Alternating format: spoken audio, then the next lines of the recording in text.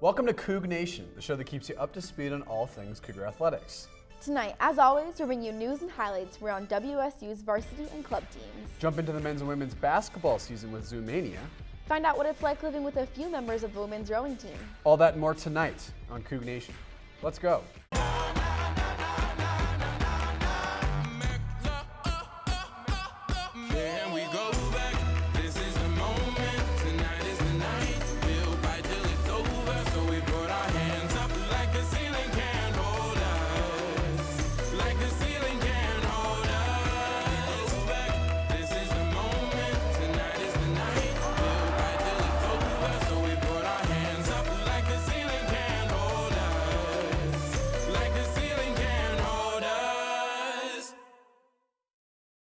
Hey folks, I'm Ben Weinman. And I'm Megan Abundis. Welcome to the latest edition of Cougnation, the sports show that's all Coug all the time.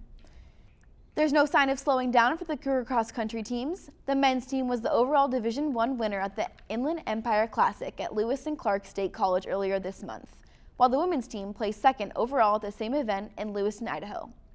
The Cougar men's victory was led by senior Andrew Gonzalez, who finished fourth in the 800-meter race with a time of 23 minutes and 29 seconds. This is the third race of the season in which Gonzalez has led the Cougars with teammate Todd Wakefield, finishing a close sixth. The women's team was led by Captain Ruby Roberts, who finished second overall in the 500-meter race with a time of 16 minutes and 58 seconds. Roberts has also been the top Cougar finisher in all races she has competed in this season. Both cross-country teams look to take on their success as they prepare for the Pac-12 championships November 2nd. The WSU golf teams continue to post impressive scores. Earlier this month, the WSU men finished second at the Firestone Invitational against Eastern Michigan, Kansas State, Akron, and Nebraska. Redshirt junior Sang Lee led the Cougs, finishing the tournament tied for 8th place, carding an even par 216. Sophomore Bonahart Songpei Boone also played well, carding a 3 over par 219 to finish 21st. The WSU women also continued their electric start to the season. After finishing 6th overall at the Rose City Collegiate Tournament in Portland, the ladies traveled over to the west side and finished 13th overall in a strong tournament field. Junior Kristen Rue was the leading Cougar scorer, finishing 22nd. Senior Mallory Kent also had a strong second day of competition, landing in 49th place. Next up, the men travel down to Greensboro, North Carolina to participate in the Bridgestone Golf Collegiate Tournament.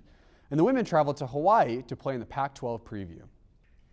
Kicking it with the women's soccer team, the ladies have dropped to an overall record of 9-3-3 after falling to the Oregon State Beavers 1-0 in Pullman. This is the Cougars' second at-home loss of the season and the third loss in Pac-12 play. Despite these recent losses, the team is still leading the Pac-12 with 10 shutouts, just one shy of the WSU school record, and are tied for 4th nationally in shutout percentages. Senior Michaela Castaigne is also ranked nationally with 11 goals and leads all of Pac-12 soccer in points per game, points per goals, and goals per game. Meanwhile, redshirt junior goalkeeper Gervines Claire's 9 shutouts are ranked first amongst the conference.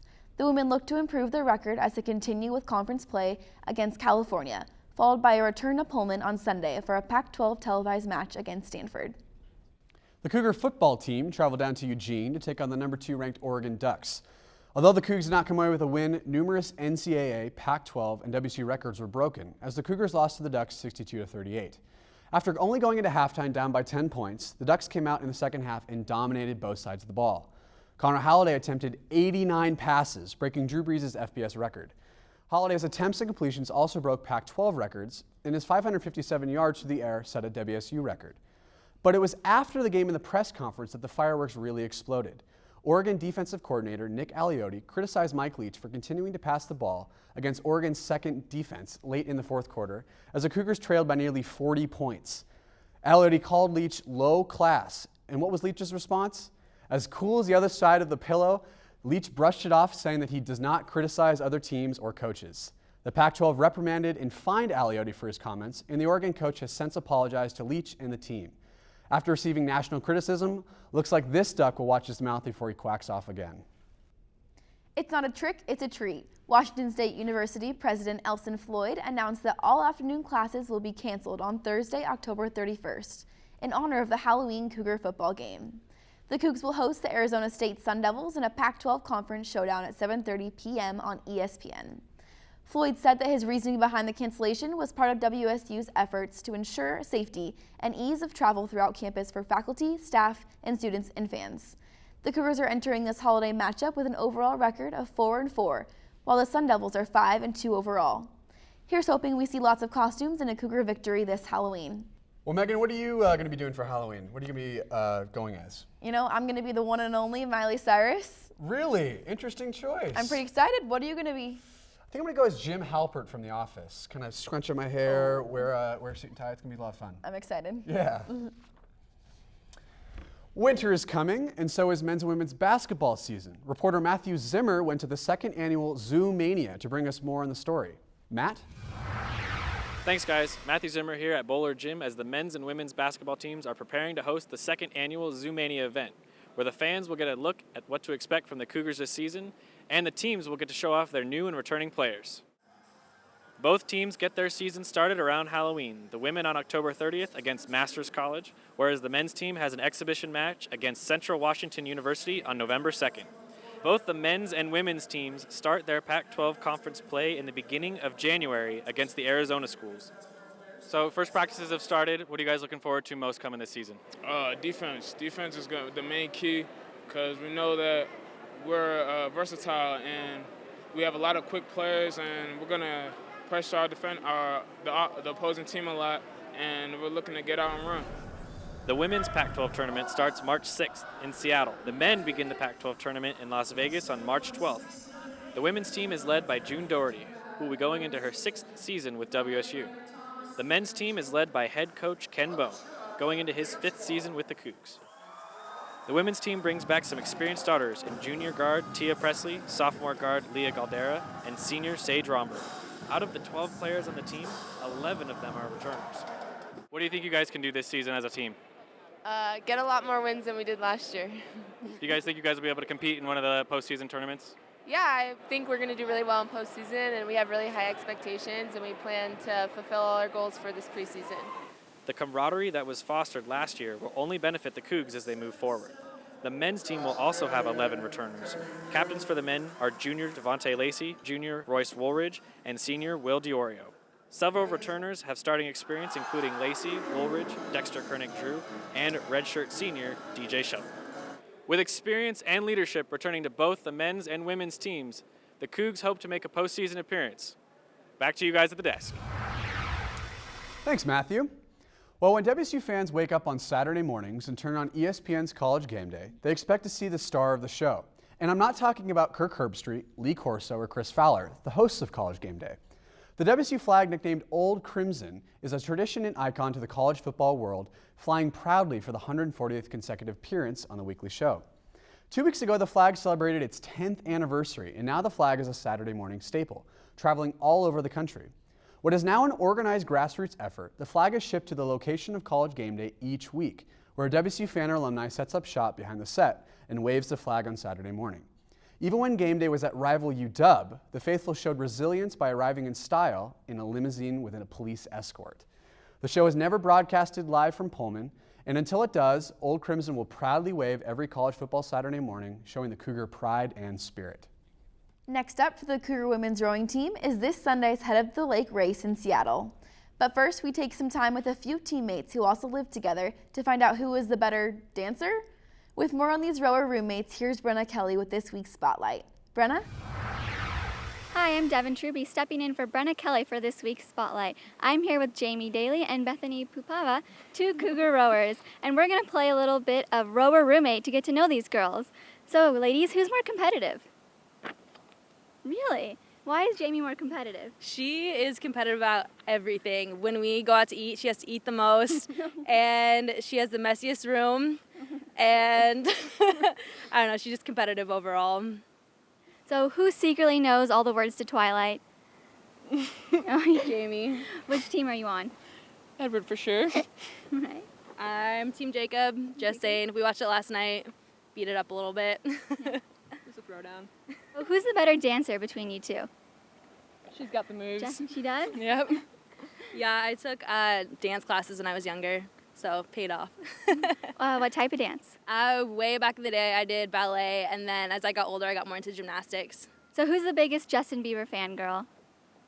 Me. Yeah? Yeah. Jamie didn't even like Justin Bieber until we roomed together, so now she's working on that love. What's your favorite song of his? Baby, for sure. I could bust it out for you, but Sing it for us. no way, no. Sounds good. Okay, so who watches the most TV between the two of you? I'd say it's Yeah. pretty equal though, because normally we end our day watching TV together. It's a nice way to end it. You guys like have some bonding? Yeah, we watch Grey's Anatomy every night. So you guys are rowers. Who's been rowing the longest? We've actually been rowing the same amount of time. Okay. So who's more excited for the upcoming race? Woo! Yeah? That's me. I'm pretty excited too. Thanks so much for joining us, Jamie and Bethany. For Cougar Spotlight, I'm Devin Truby. Back to you at the desk, Ben and Megan. Well, they look like a fun pair. They do. Do you think that we could ever live together? Nah. Sorry, Ben. I don't think I could eat your cooking. And I could never clean up after you, Megan. But we make a pretty good anchor team. I think we do. The Cougar volleyball team is bumping some tough Pac-12 competition as they've dropped some games to Arizona, Stanford, and Cal. The women remain positive, though, as they travel to sunny California, where they hope to pick up wins against UCLA and USC to get their season back on track. The team is still in prime position to qualify for the NCAA tournament and is looking to pick up some resume-defining wins. Juniors J.C. Harris and Verlia Hardaway continue to put on all Pac-12 performances, and freshman Kyra Holt is still in the running for Pac-12 Freshman of the Year. The team returns to Bowler Gym this weekend as they take on the Colorado Buffaloes and the Utah Utes. Now that you've heard from us, it's time we hear from you. Robin Ditch is here with your fan feedback. Robin? Thanks, Megan. Once again, I took you to campus to hear what U.S. fans had to say about what's happening in Cougar Athletics. Here are the results. Do you think we can bounce back after this weekend? For volleyball, it's going to be a little hard because I go down to LA. Yeah? Soccer is here, if I remember correctly. So maybe. I mean, home's always good for the soccer team. I think probably the best thing that happened last weekend was cross country, which, you know, is just interesting because they've struggled most of the year. Who's been your favorite player so far this year to watch for Cougar football? Halliday. I'm all about the ginger pride. And you've just been gunslinging out there, of course. Yeah, he needs support and fan support. Yeah? I think that he gets a lot of crap from people. You know? And what are your thoughts on Oregon? The score isn't really reflective of our valiant effort. We did score the most first points against Oregon since like the Wisconsin Rose Bowl game, so that's like a really big victory that we need to take away from this. Moving forward, I'm really excited. I think we could take at least one of the Arizonas and maybe Utah if we're lucky. Apple Cup is a little iffy because it's in Seattle, but we're 2 games away from a Rose Bowl, or not a Rose Bowl, take that back. Bowl game. One day we'll get to a Rose Bowl. What are your thoughts on his comments? You know what? I didn't like him at all. I mean, he's putting 60 points on the board week in, week out. Does he just want the team to run it out and not even try? I mean, I know we put up, I think it was like 89 passes, but I think Leach, his only second year here, he's really trying to instill in his players to just never give up. Same thing in the Idaho game where we put in our starters to keep it scoreless and the Idaho coach got mad. If you don't teach your players to want it, then they're going to give up all season. So I thought that I was glad to see him try, and I think that Oregon's just being bitter about it. Looks like fans are optimistic that Captain Leach will lead his players to the treasure, while ASU is walking the plank. Arg! Want your opinion to be heard? Tweet to us at WSU Cougnation. Back to you, Ben and Megan. Well, that's all we have for this episode of Cougnation. Stay tuned every Monday night at 8:30 for new episodes, and don't forget to like our Facebook page. Thanks again for joining us. I'm Ben Weinman. And I'm Megan Abundis. Good night and Go Cougs!